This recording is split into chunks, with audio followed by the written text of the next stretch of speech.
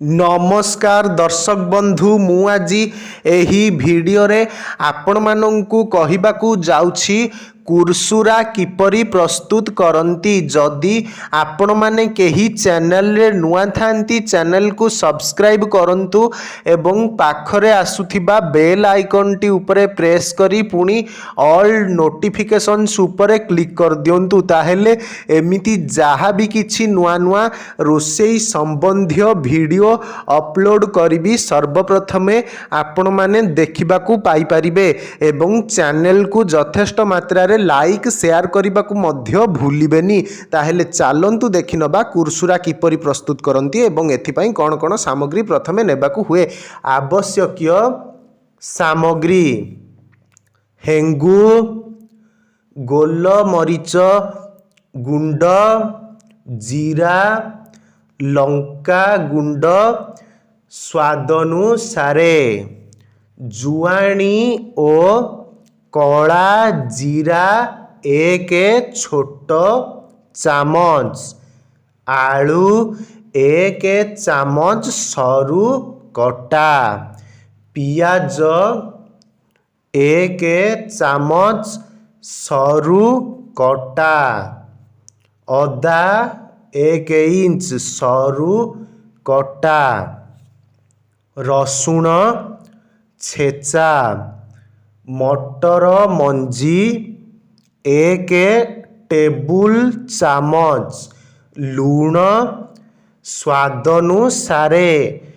पानी चकटिबाकू अल्प गाजर एक चामच सरू कटा फूलकोबी एक चामच सरू कटा कंचा लंका चूना कटा भृसंग पत्र चूना कटा फ्रेश बेसन 2 टेबुल चामच रिफाइन तेल छाणीबाकू रंधन प्रणाली तेल को छाड़ी बाकी सबू सामग्री मिसाई टाण करी मिसांतो पानी बेसी देबेनी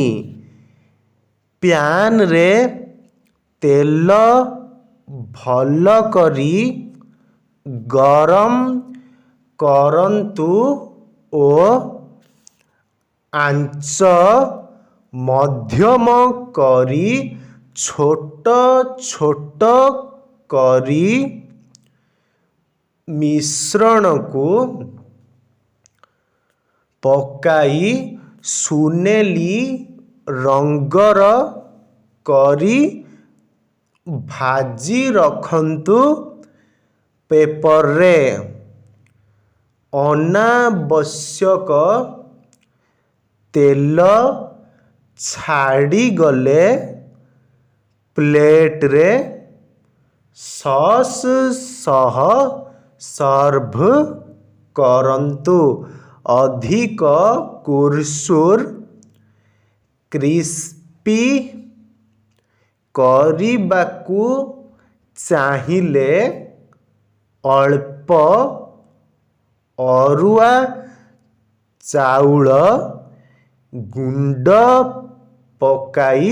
मिश्रण को दलंतु।